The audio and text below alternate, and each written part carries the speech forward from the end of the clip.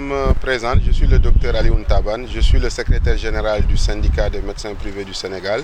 et de l'association des cliniques privées du Sénégal. D'accord, pouvons-nous savoir? L'objectif de cette rencontre, c'est de faire un point de presse par rapport à la détention, par rapport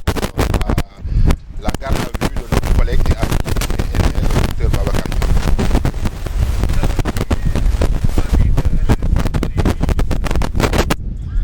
Nous déplorons ces arrestations qui commencent à être abusives sur les médecins. Une enquête est en cours. On ne peut pas trop en parler si l'arrestation elle est normale ou pas. Mais tout ce que l'on déplore, c'est qu'avant de mettre en garde à vue un médecin, il faudra que les gens prennent le temps de voir ce qui a lieu. Est-ce que le médecin a eu à faire des choses ou pas? Parce que nul n'est au-dessus de la loi, mais on a la présomption d'innocence. Parce que c'est Babacar Niang, c'est un grand monsieur qui a énormément fait pour ce pays, qui fait partie des premiers médecins à mettre en place un transport médicalisé dans ce pays. Il y a plus d'une trentaine d'années qu'il fait ce métier et qui implique de façon, qui fait du bénévolat. Parce qu'il faut qu'on rappelle que ce monsieur n'était pas au Sénégal. On l'a arrêté dans son village où il fait souvent des prestations de façon sociale. Et n'oublions pas aussi qu'il couvre de façon gratuite pas mal d'événements, que ce soit religieux, sportifs. Et ce qui le montre, c'est les événements de ce 16 mars qu'il a couvert. Aujourd'hui, quelles sont vos revendications?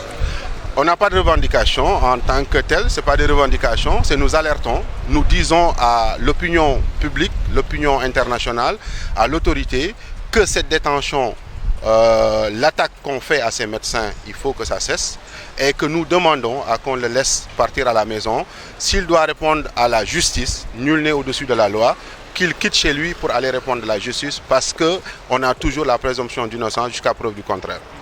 Avez-vous cherché à dérouler d'autres plans d'action à part ce point? Le plan d'action qu'on déroulera au moment opportun, vous serez au courant. Donc on est une organisation bien structurée. Aujourd'hui, il y a je peux dire, la médecine ou la santé sénégalaise qui s'est réunie. Il y a le syndicat aussi bien public que privé qui s'est mis debout pour défendre notre profession. On défend notre profession. Il faut que les gens comprennent une chose. On ne soigne pas une entité, on soigne une personne et que nous, médecins, on est apolitique et on est tenu de venir en aide qui que ce soit. Est-ce que vous avez aussi cherché à parler avec les autorités? Parler avec les autorités, docteur Niang, l'enquête est en cours, il a des avocats. Je pense qu'eux, ils seront en mesure de répondre à toutes ces questions le moment venu, mais il y a des choses qui se font. Merci.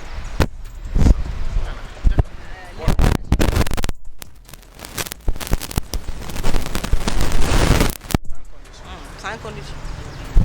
C'est bon. maa ngi tudd docteur Mamadou Demba Ndour nekk secrétaire général national syndicat autonome des médecins pharmaciens et chirurgiens dentistes du Sénégal tey nag maa ngi jël kàddu ci turu syndicat Sénégal yi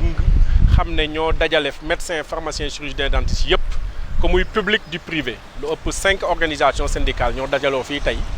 di wax ci kaawu suñu confrère suñu collègue suñu camarade le doyen le docteur Babacar Niang. tey nan ngeen gisee arrestation bi ñu arrêté seen collègue?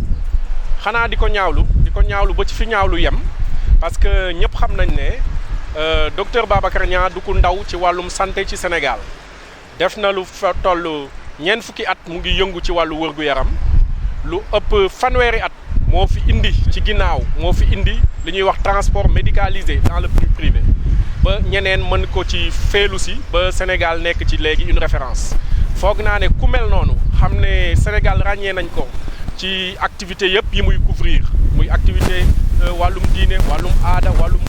tàggat yaram lépp mu koy couvrir ak équipe am ku mel noonu am na worma bu koo xam ne war nañ ko mën a jox ñun nag li ñu gën a ñaawlu mooy ci coow li ba mu jógee niñ ko jàppee fekk ko Medina Njatbe arrêté ko monoté ko indi ko ci ay conditions yu doy waar ba Ndakaaru Njaay bi mu egsee Ndakaaru ñu teg ko loxo boobu ba léegi muy mercredi ba tey léegi nag ñun li ñu mën ni wax ñëpp war ko mën a nangu ak ñun mooy yoon def fi nekkal ñëpp bu fi yoon nekkalee ñëpp dañoo war a yem ci yoon koo xamante ne am na dossier médical bu diisee ni bésu docteur Babacar Niang amul place ci ñu teg la loxo déedéet loolu c'est clair avocat mi am nañ dossier bi versé nañ ko ci procédure bi jox nañ ko ñi ñu ko war a jox ñu ngi artu nag di xamal Sénégal ne ñëpp ne docteur Babacar Niang lu weesu loolu dossier médical am sax dafa tere ñu téye ko léegi nag ci wàllum téye bi ñun dañoo jàpp ne ñu ngi bëgg a tàmm léegi Sénégal lu xew balaa ñuy xool li xew sax lan moo ne ci biir ñu dem jàpp médecin bi door ko garde à vue téye ko nëbb ko jant bi door a wëri nag lañ ko toppee la ñuy teg ci ndodam loolu ñun dañu ne na ñëpp war a ñëpp war nañu mën a mànkoo nangu ne loolu mënul wéy loolu du dëgg du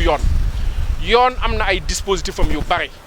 gis yàgg nañ fi gis ba tàyyi ñuñ fi coppee ay njombe yu rëy dañ leen di bàyyi ñu ñibbi seen kër di wuyu si fu ñu leen soxlaa ñu woo leen di wuyu si ba bët xam fi mu weneen xam fi muy mujjee gëtëm docteur Babacar Niang ñun li ñuy wax pour mu leer ñun syndicat yi nga xamante ne moom laa cité léegi nangoo tuñu mu des ci loxo détention nekk en détention parce que wërgu-yaram mayu ko ci benn ñaar parce que doxalin bi moo dul yoon mënoo dégg ne tëll rek ne damm na jàpp médecin bi tëj te ñu ngi seetlu ne ñu ngi koy bëgg a tàmm nag ci Sénégal te loolu mënatul wéy. tey jii nii à part seen point de presse est-ce que waajal ngeen déroulé yeneen plan d'action. waaw waajal nañ ay jéego yu bare sax te li ci kanam rawulu bët ñu ngi ñaan nag parce que jàmm ci la lépp xëj yàlla bi dara tawul def gindi ci xelu ak bëtu ñi nga xam ne ñoo ko téye ba ñu bàyyi ko mu ñibbi këram lu ko mooy